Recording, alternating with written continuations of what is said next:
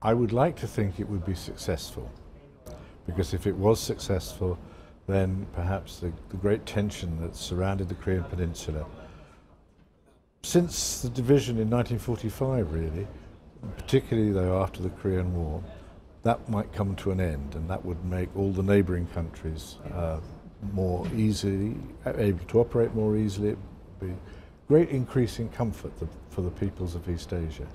But despite what the gentleman just talking was saying about the great preparation that's gone into this meeting, it hasn't compared with what normally would happen.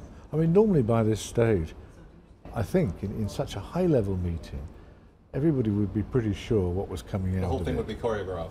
Yeah, well, it's arranged. You can't have two very, very important people meeting and falling out. I mean, basically, that's what it comes down to it. As one of my ambassadors said, you know, it doesn't matter if behind the screens it's all string and paste. What matters is in front. And if usually by this stage everything has been agreed. So you talk about people falling out. I mean, do you think that Mr. Trump's past record, do you think that his behaviour in Charlevoix in Canada this weekend, do you think that would be of concern to North Korean officials standing beside and behind Mr. Kim as he starts these conversations? I'm sure that they will be well aware of Mr. Trump's record right up to the very last minute. And they will have been concerned, I think, that he tore up the Iran nuclear treaty. That's directly related to what they're talking about. I mean, the great problem for the North Koreans and the United States is a lack of trust on both sides.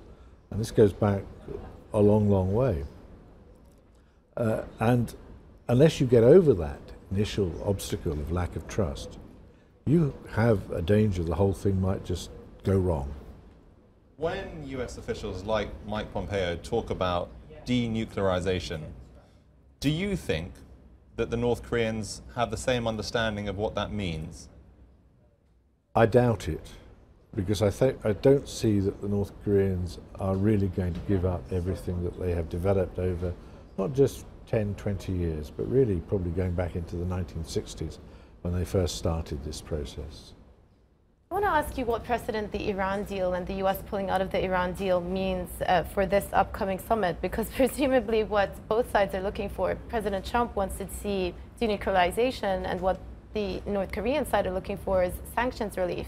Isn't that effectively what the Iran deal was from the very beginning? So the fact that the US withdrew out of it doesn't really set a good precedent for relations in the future. Yeah, I think that the North Koreans are also not seeking just sanctions relief. They're actually seeking security.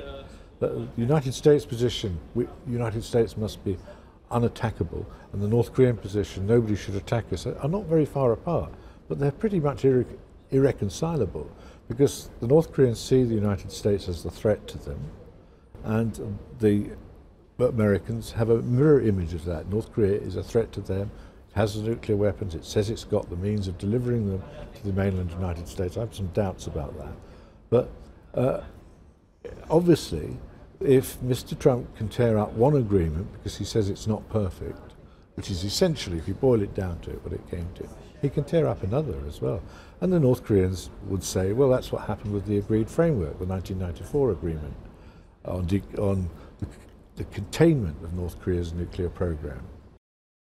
Hey everybody, it's Hadley Gamble from our new CNBC Middle East Bureau in Abu Dhabi. Thanks for stopping by. Now to watch more, you can try one of the videos that just popped up on your screen. And don't forget to subscribe.